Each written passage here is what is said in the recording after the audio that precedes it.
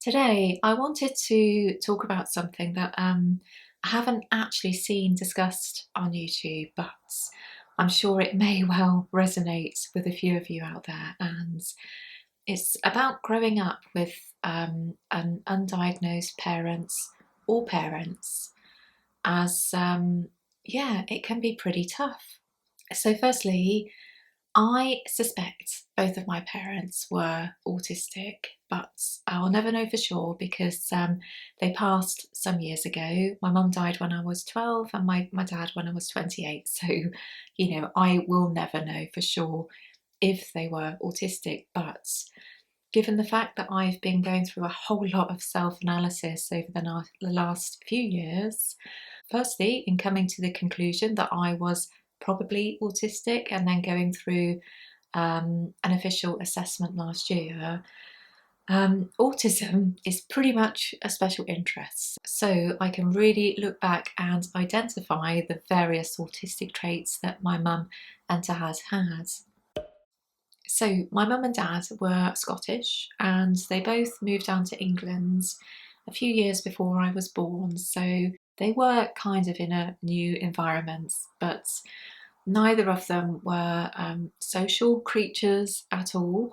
Well, I say that actually, my dad had real issues with alcohol, so he would essentially just chat to other blokes in the pubs, and that was essentially his friendships. Really, it was just acquaintances with other men in the pub that he'd see. And my mum had no friends at all, as far as I can remember. And the only people I'd remember her talking to socially were perhaps if my dad invited my mum out on a Saturday night to go to, the local working man's club.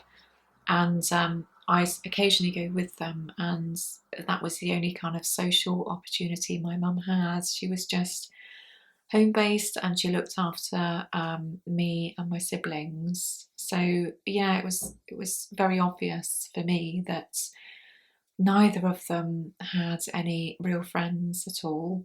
And of course, this impacted me as a young girl because I was deathly shy and I found it really difficult socially anyway. But I had no kind of role models going on either in terms of this is how you make friends and this is how you maintain friendships. It was all, yeah, just very antisocial. And they both made it very clear that they never wanted me to bring any friends to the house. And, in saying that, I wish I had friends that I could have taken home. But it was just very clear that that wasn't something that they wanted me to do. And in all honesty, even if I had friends that I wanted to take home with me, I just would never, because there was just such a weird vibe in my house when I was young and in my teenage years. It was just, yeah, kind of like a dread, really. It was yeah, just a very, very odd atmosphere in the house.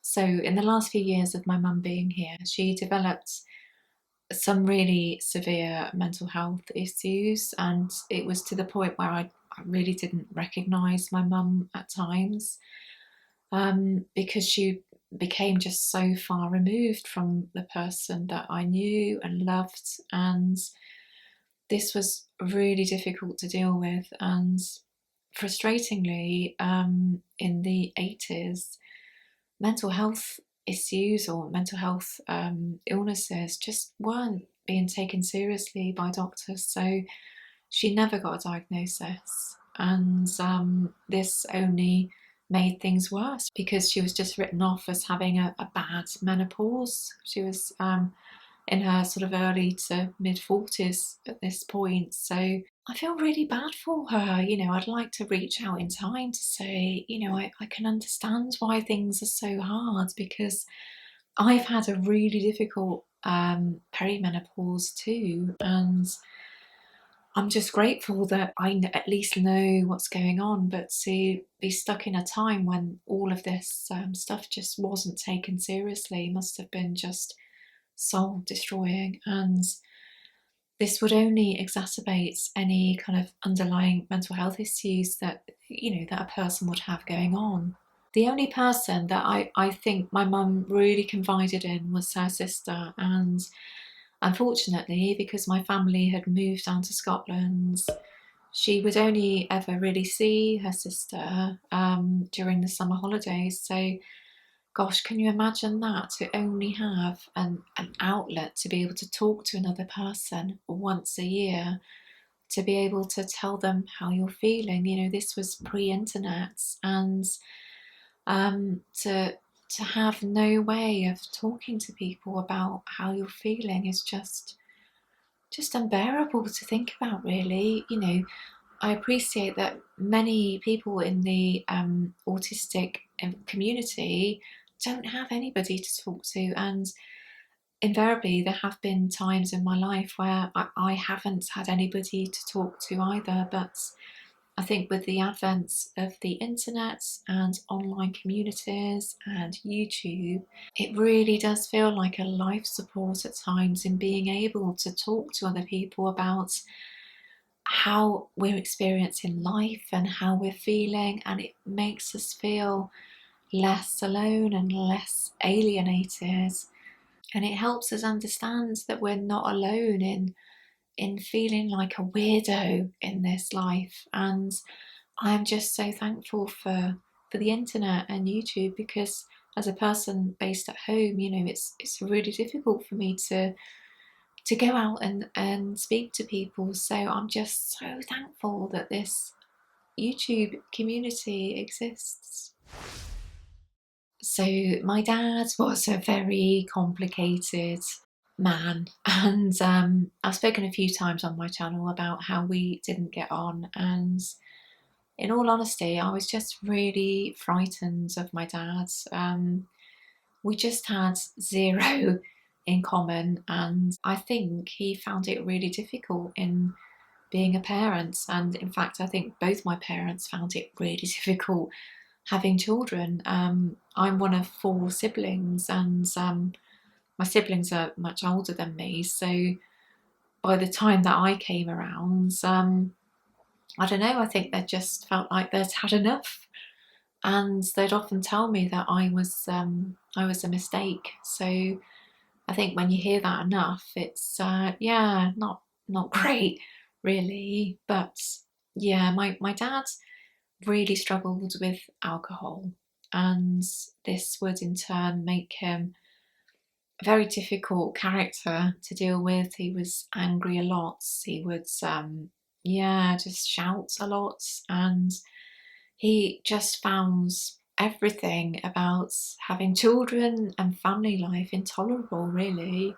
So he was extremely noise sensitive, and of course, children make noise, don't they? And occasionally you'd have kind of a shrill voice, and this would send my dad absolutely crackers. So yeah, I just would have to adapt my behaviour accordingly. So I'd learn to keep myself quiet and small, and this is really difficult when you're already behaving like this at school because you're being bullied at school. So it would be nice to be able to have a bit of respite from all of that at home. But of course, if you're not having that space available at home either, this is really difficult and really damaging to mental health. I'm really sorry about background noise again today. There's loads of traffic going on, and it's difficult to go into kind of like a free form conversation. So apologies that there will be some background noise. And my dad had very little empathy when it came to certainly dealing with me. And I would try and tell my parents occasionally about being bullied at school and how I was finding this incredibly difficult, but it just was never met with any sympathy or empathy, and I'd just be told to stick up for myself and fight my bullies, and that was, solve the problem, really. But of course, if you're just not built like that and you're a quiet and shy and sensitive child, this is just ridiculous advice, isn't it? And of course I would never heed it, but it just made me feel that I was always on alert, and yeah, I just didn't have a space to myself where I could be myself, because I always had to be some kind of masked version of myself to, yeah, make other people feel better. And as a young girl who has issues with food, as do many autistic children, yeah, this was never met with very much empathy either. And it frustrates me because my parents obviously had issues with food because they ate the same thing over and over. It's just very kind of meat and potato based diets, very Scottish diets. And I just, yeah, I couldn't get on with the food at home. And again, this just would be met with being shouted at. And yeah, it was really difficult. It's just so difficult for autistic children who are struggling with food to be forced to eat food. And yeah, I just wish my parents had been diagnosed so that they could at least have had some kind of understanding, both for themselves and for their children as well. It's, you know, it's so difficult, isn't it? So once my mum died, this was a really difficult time at home, and my dad became just, I don't know, more difficult than ever. And I don't know if that's because his behaviour became more challenging, or whether it was because I didn't have my mum around anymore to act as like a buffer. I don't know, to be honest, but his behaviour was yeah, really challenging. And I do want to give him a little bit of empathy here, because I think he was in a situation where he'd just lost his wife and he wasn't a natural father, whatever that means. But I think he found family life really difficult. And I think many autistic people do, don't they? There's lots of challenges around having children and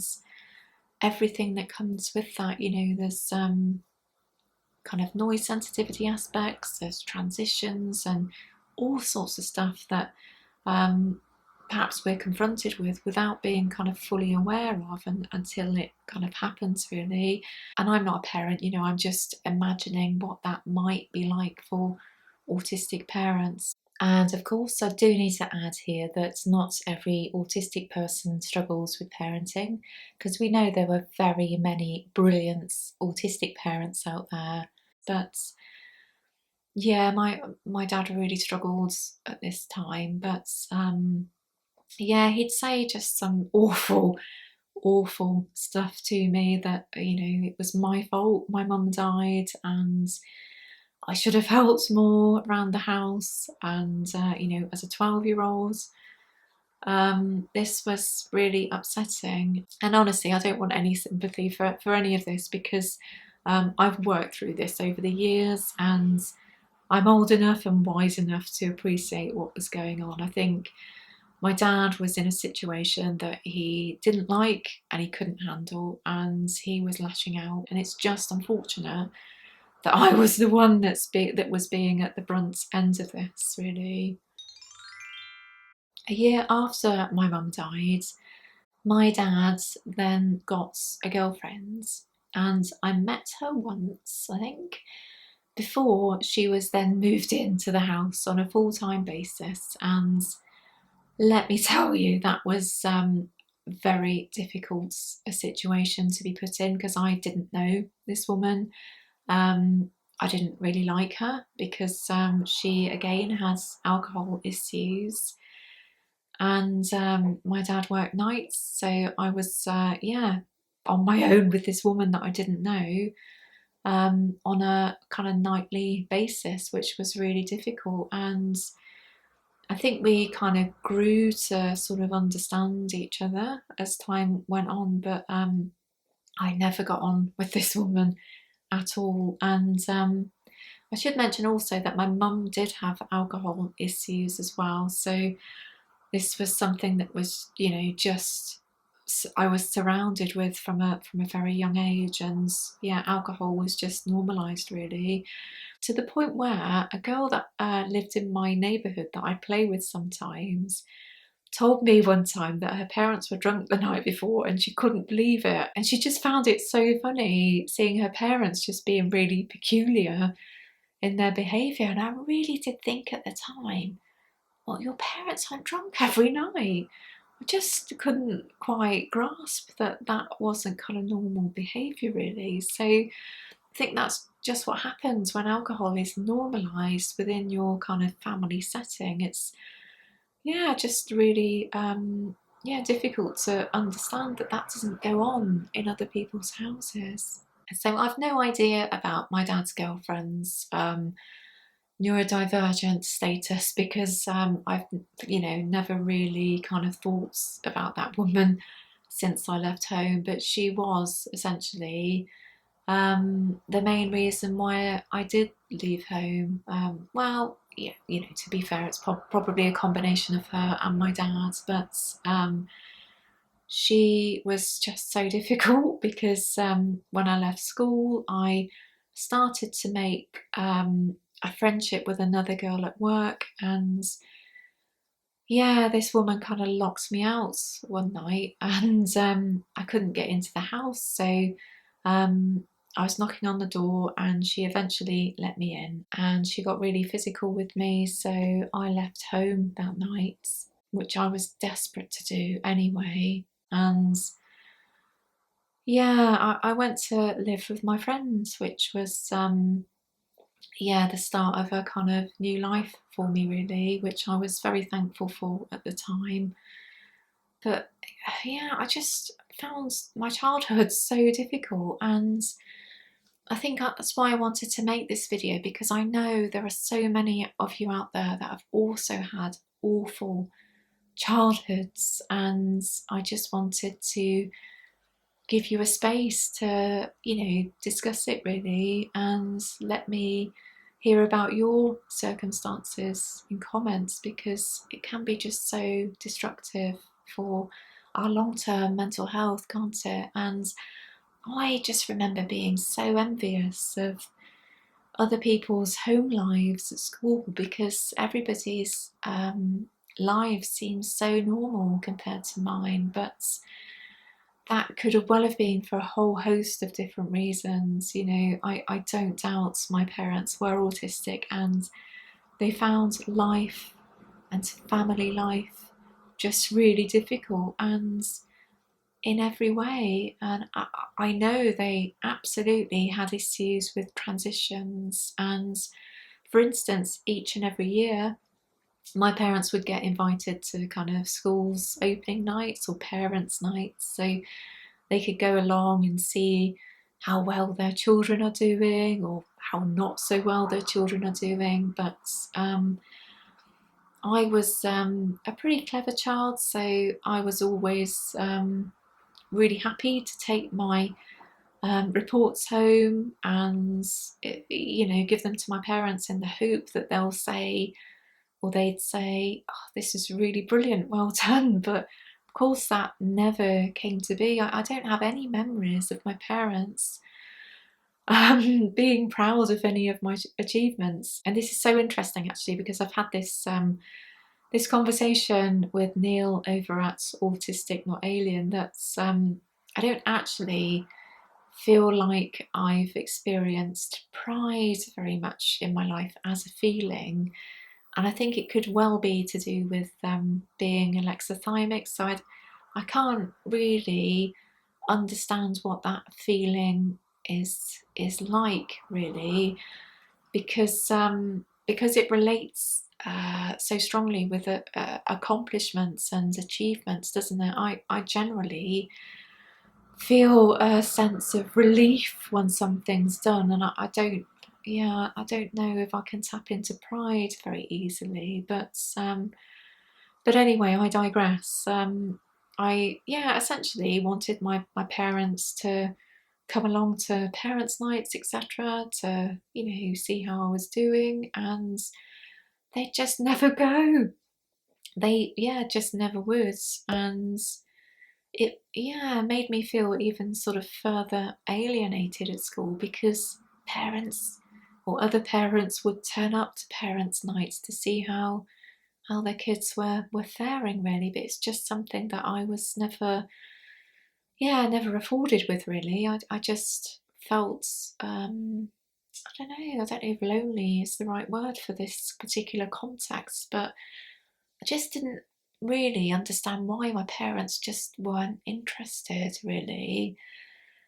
But I guess at least I can have some kind of understanding of all of this kind of behaviour now through the lens of seeing them as autistic individuals and the difficulties that they both had as a result of being autistic. And you know, I do want to offer them a bit of kindness, because I spent so many years being really resentful. But I think my autism diagnosis is just opening up so much about my life that I just never expected, really, because I spent the last year really self-analysing me and my own behaviour, and now it's extending out into my parents, and this is an aspect that I just never yeah, thought I'd be going through. And it's it's so welcome, I have to say, because